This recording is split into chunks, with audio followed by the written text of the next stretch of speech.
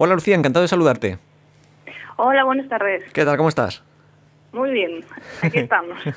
Hoy hablaremos de alimentación prebiótica, que es un libro escrito por Xavi Cañellas, Jesús Sanchís, Xavier Aguado y tú, Lucía Redondo.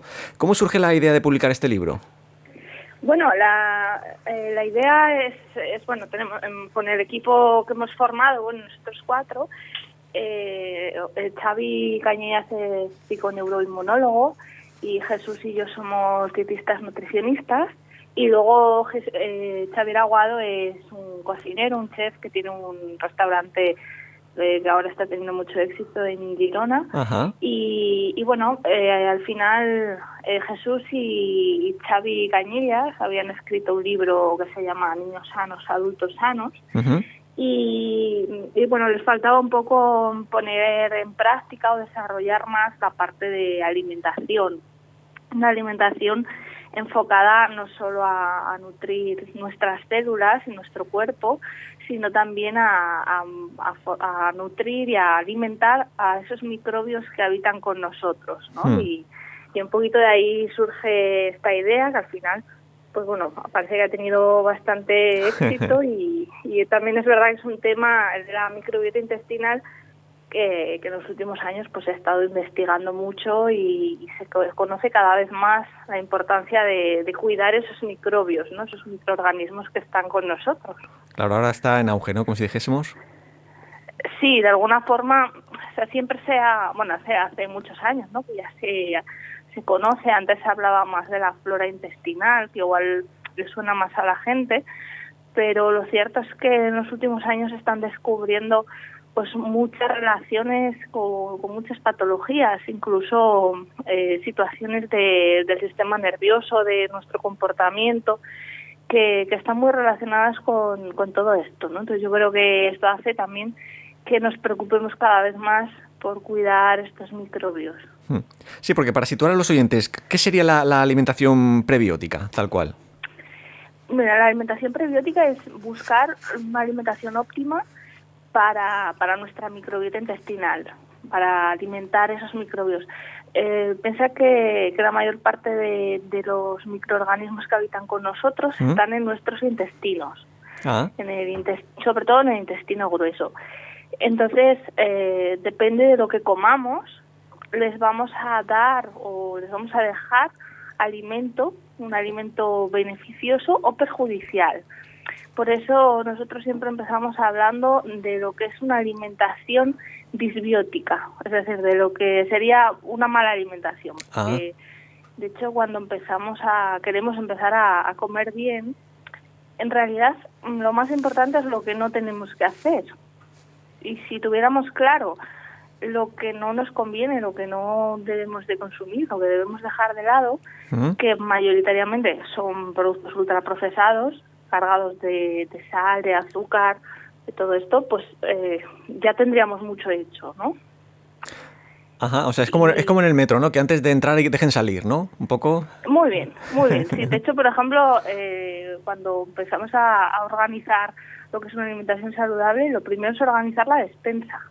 Lo primero es lo que tenemos que dejar de tener en casa, ¿no? De sacar fuera de la ¿Hay algún top despensa, 5, algún top 5 que tú tengas ahí como de referencia? Esto fuera, esto fuera, esto fuera. ¿Cuáles serían un poco algunos? Así que tú veas, esto es clarísimo. Mira, pues quizá de lo que más se abusa, que es de productos elaborados con azúcar, con trigo, con sal, por ejemplo, las galletas, los cereales de desayuno, el pan normal, el pan que se come muchísimo. En realidad es un pan que no le deberíamos ni siquiera llamar pan, porque dista mucho de lo que era el pan auténtico de antes, ¿no? Una fermentación larga, un pan integral. El pan, lo cierto es que nosotros lo consideramos dentro de uno de esos alimentos disbióticos que alteran la microbiota intestinal. Ajá. Y, o sea, es como comer, o sea, casi que es mejor comer cartón, ¿no? Que pan, del que venden. Bueno, mejor comer fruta, ¿no? Que es lo que nosotros hombre, claro. Sí. Pues mira, hemos dicho un poco los de los alimentos de fuera, o sea, que hay que echar de la despensa. ¿Cuál incluiríamos para sustituirlos? Pues mira, una vez hecho esto, una vez hecho esta limpieza, ¿no?, de despensa, los mejores alimentos, con lo que tiene que basar nuestra alimentación, en realidad son frutas, hortalizas y tubérculos, que en realidad nuestra alimentación debería estar llena de estos alimentos. Ahí depende de la temporada, de la época, de donde estemos, pues buscaremos unos u otros, pero siempre tenemos que tener mucha fruta, muchas hortalizas y muchos tubérculos. Después, pues podemos añadirle ya un poquito de huevos, de pescado, de carne de calidad, y sin olvidarnos de las grasas. Ajá. Que durante muchos años las grasas han estado muy demonizadas, ¿no? Nos han vendido que la grasa gorda, que no nos va bien, y en realidad nos equivocamos, porque ahora sabemos que el consumo de grasa saludable, o las grasas de buena calidad, pues nos ayuda mucho a mantener el peso, nos ayudan incluso a esta microbiota intestinal, a mantenerla fuerte y saludable. Entonces, por ejemplo, el aceite de oliva virgen, los frutos secos, que antes se decía, ¿no?, pues tener mucho cuidado, solo un puñadito. En realidad los frutos secos son un gran alimento. Luego el pescado azul, por ejemplo, con la grasa, las sardinas, la caballa, son excelentes alimentos también. Ajá. Sí, hay ciertos, como ahora estoy pensando por ejemplo, el huevo. Siempre hay como alimentos que unos dicen que sí, otros dicen que no. El huevo, por ejemplo... Bueno, el huevo, por ejemplo, para nosotros es un gran alimento, es un excelente alimento que deberíamos de tener siempre en casa. Antiguamente se pensaba que aumentaba los niveles de colesterol. Esto hoy en día está ya muy, muy estudiado y muy demostrado que no es así.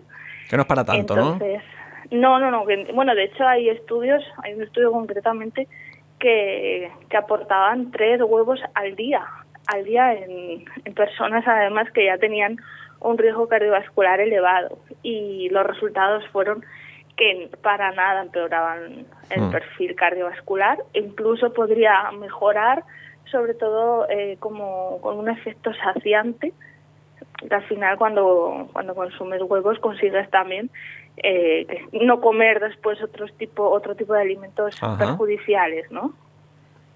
Entonces yo animo a la gente a que pierda el miedo a consumir huevos, y pues además es algo que es muy rápido de hacer y suele gustar bastante. Entonces pues tenerlo siempre en la despensa va muy bien. Sí, he leído en el libro que del huevo de cualquier manera, pero frito no, mejor frito fuera eso. Claro, a ver, aquí todo lo que son aceites sometidos a altas temperaturas corremos el riesgo de consumir compuestos oxidados, y eso no nos va a ir bien.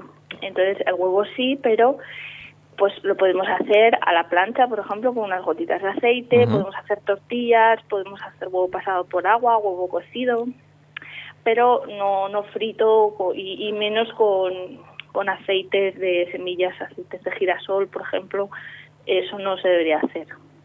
Ajá. ¿Y tú tienes algún alimento, algún producto que no debe faltar en tu cocina? ¿Alguno que dices, esté en mi cocina siempre?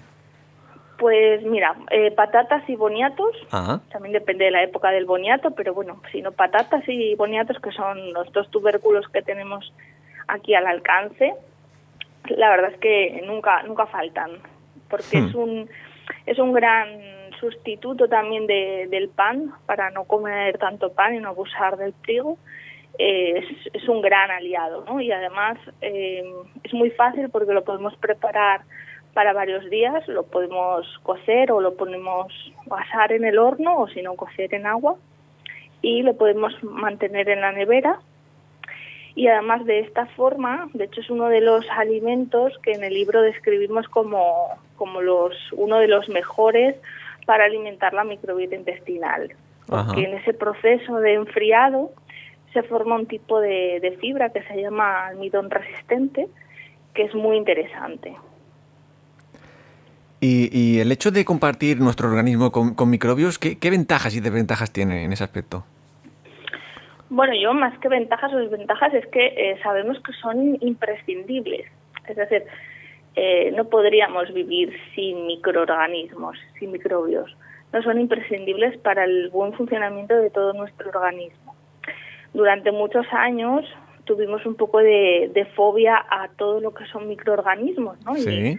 Y quisimos limpiarlo todo bien y que los niños no se ensuciaran por ningún sitio, que tomar muchos antibióticos, ¿no? Nos hemos cargado durante años pues esa comunidad de microbios que habita con nosotros, y hoy en día sabemos que bueno, que es cierto que hay algún microbio que puede ser patógeno, pero hay muchos que son beneficiosos y que los necesitamos. Por lo tanto, a veces cuesta un poco de integrar, ¿no? Que en realidad convivimos con estos microorganismos y que nos ayudan a mantenernos sanos, pero tenemos que contemplarlo así. También, por ejemplo, por eso también sabemos que el uso de antibióticos, tomar muchos antibióticos, a la larga pues puede suponer un problema por este motivo. Entonces, los antibióticos están muy bien, pero solo cuando son imprescindibles, cuando son necesarios. Uh-huh. Y en este mundillo de prebióticos, probióticos, microbiota, ¿quién es quién? ¿Cómo se organiza esto? Mira, es muy fácil. Los probióticos serían los microorganismos vivos, ¿vale? Que los venden en suplementos, y entonces lo que estás tomando ahí son microorganismos beneficiosos, claro, de los buenos. Después estaría el alimento del probiótico, que sería el prebiótico con E. El prebiótico, de ahí lo de alimentación prebiótica, es buscar pues aquellos alimentos y aquellos componentes que alimenten a unas bacterias buenas. Y esto sería un poco la diferencia, ¿no? Lo importante al final es mantener una buena microbiota, pero sobre todo alimentarla, y por eso nosotros hacemos mucho énfasis en lo que es la alimentación prebiótica, porque al final lo que hacemos cada día, lo que hacemos habitualmente, es lo que nos va a dar resultado, y lo que va a suponer que las bacterias buenas se quedan ahí con nosotros y no se vayan. Y ahora estoy pensando en esta fecha de Navidad, que hay tanto desfase, esto es un desmadre, ¿no? Mira, en la Navidad, si lo hiciéramos bien, en realidad son 5 o 6 comidas o cenas en toda la Navidad. ¿El problema cuál es? Pues que ya mismamente en los supermercados hace 2 o 3 meses que hay turrones y bombones y mazapanes, y estarán hasta febrero, o sea que esto es un desmadre, ¿no? Porque lo ves ahí y dices, ya estás en Navidad y hay que comprar. Entonces yo recomiendo comprar con moderación, comprar solo lo que se vaya a necesitar para esas 5 o 6 comidas como mucho, y ya está. Lo que no podemos hacer es estar todas las Navidades con el turrón y los bombones y por ahí que nos llaman, ¿no? Y caemos en la tentación.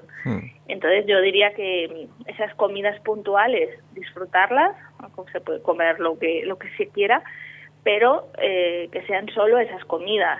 Y si el día de Navidad pues hacemos una gran comilona, pues luego no hay que merendar, y si no cenamos mejor, y si dejamos al cuerpo, eso, respetamos un poco también esa fase de ayuno, de dejarlo tranquilo, pues mucho mejor. Claro, o sea, la idea es ponerle cabeza, ¿no? Tener 2 dedos de frente y decir, a ver, que aquí me estoy pasando. Que no se acaba el mundo, ¿no? Claro. Que va a haber comida más otros días. Entonces, sí, hacer un poco, controlarse un poco con eso. Y luego también muy importante el ejercicio físico, ¿no? Seguir, continuar. Si no se hace, pues mira, un buen momento para empezar ahora, no en enero, ¿no? En los nuevos propósitos del año siempre está el comer bien, hacer ejercicio, y luego no se cumple, porque no se cumple. Sí, es como el efecto gaseosa, pues empieza con mucha fuerza y acaba disipándose. Exacto. Entonces, si el año pasado no funcionó, pues este año tampoco. Entonces, empezar ya, y entonces ahí sí que es la mejor forma un poco de compensar esas comidas que pueden ser un poco más abundantes, ¿no? Pero sobre todo insistir en que podemos hacer esas 5 o 6 comidas, disfrutarlas, comer a gusto, compartir el tiempo con familiares, amigos, pero que no sean todos los días y que no abusemos tanto. Claro. Sí, porque en el libro, además de la información, de toda la información que aportáis, hay muchísimas recetas en la parte final. ¿Tú recuerdas alguna que puedas recomendar a aquí los oyentes, no sé, para la comida, para la cena, alguna cosa que puedan incorporar y que le pueda ir bien? Bueno, lo que, por ejemplo, hay muchas recetas con boniato y patata, lo que te comentaba antes, Hmm. que en mi despensa, por ejemplo, pues siempre están ahí presentes. Es una gran forma pues de evitar otros alimentos más perjudiciales. Y luego, por ejemplo, a mí me gustan mucho los crepes de trigo sarraceno Ajá. que incluimos, que es muy fácil de hacer y sobre todo de cara a niños, bueno, y no tan niños, porque esto vale para todos, Para toda la pero familia. se hacen, sí, para toda la familia, se hacen unos crepes con el trigo sarraceno, que es un tipo de cereal, que es muy interesante, y simplemente se dejan remojar por la noche y al día siguiente ya te haces la pasta del crepe, ¿no? Y es un poquito algo que podemos hacer también para un día de Navidad o para desayunar cualquier día, y está muy bien. Luego se rellena de lo que se quiera, ¿no? Ponemos ahí varias opciones, pero se puede hacer en dulce, en salado. Está muy bien. Al final lo que buscamos con las recetas es demostrar a la gente que se puede comer sano y se puede comer muy rico a la vez, ¿no? Que no hay, una cosa no quita la otra. Al Ajá. final, a veces tenemos en la cabeza de que si comer sano es aburrido y es soso y es insípido, y realmente no es así. Aparte con las Pues especias, hoy día pues le puedes meter un montón de especias, ¿no? Que también va bien. muy bien las especies, y luego la grasa de buena calidad Ujú. que durante años pues se quitaba, ¿no?, de las dietas más pues, o para adelgazar o por miedo a lo que podría pasar, pero incluir grasas de calidad también le da mucho sabor a estos platos. A ver, yo me tengo que mirar vuestras recetas de trigo sarraceno porque yo hace unos meses intenté ahí unas cositas y fracasé estrepitosamente, entonces repetiré a ver si ahora me sale mejor. Bueno, pues seguro que a ver si algo sacamos de ahí. Sí. Oye, ¿y ahora mismo en qué otros proyectos estás metida? Bueno, yo ahora voy a tener un bebé dentro de Anda. poco, de muy poco, así que ese es mi proyecto. Lo demás lo tengo ahora mismo un poquito parado, pero sí que empezaremos a hacer cursos de formación de cara al año que viene en Valencia, Jesús y yo. Empezaremos, bueno, a mover un poquito lo que es la formación en alimentación, en dietética y en salud intestinal, que es un poquito en lo que más estamos especializados, Ajá. en cómo cuidar el intestino y manejar pues esos problemas de flatulencias, de diarreas, de Hmm. estreñimiento, así de esas dos que tanta gente sufre. Y, por cierto, ¿de cuánto estás? Pues de 8 meses. O sea, ya queda poquito esto. Queda muy poquito, por eso. O sea que ahora mi proyecto de entrada es ese. Pues Y saldrá, luego saldrá ya un bebé bien alimentado, ¿no? En ese aspecto. seguro, seguro que sí. Oye, y como broche final de la entrevista, ¿qué último mensaje te gustaría que quedara en los oyentes o alguna cosita que no hayamos mencionado y creas que es importante? Bueno, quizás la visión que tenemos los cuatro que hemos aportado en este libro, ¿no? Y también cómo trabajamos, que es el ver el organismo como un todo y cómo todo influye en la salud de las personas, ¿no? Nosotros hablamos aquí mucho de la microbiota intestinal y de la alimentación, pero es cierto que sabemos que, y es muy importante destacar, también la influencia que tiene el sistema nervioso, el estrés, por ejemplo, el estrés crónico, Ajá. en la salud intestinal, en la salud digestiva, ¿no? La alimentación es una parte, pero, por ejemplo, es muy importante tener en cuenta que si vivimos estresados, vivimos en un lugar muy contaminado o si no tenemos contacto con la naturaleza, pues va a ser mucho más difícil la recuperación. Entonces, que valoremos siempre la salud en su conjunto de forma integrativa para poder gozar de una salud verdadera. Pues nos vamos a quedar con este fantástico mensaje. Lucía, ha sido un placer charlar contigo. Muchas gracias, muchos éxitos, que se haga un bebé hermoso. Aquí, Muchas gracias a ti. aquí en Radio San Vicente tiene tu casa. Gracias. Un abrazo. Vale, venga, gracias. Hasta luego.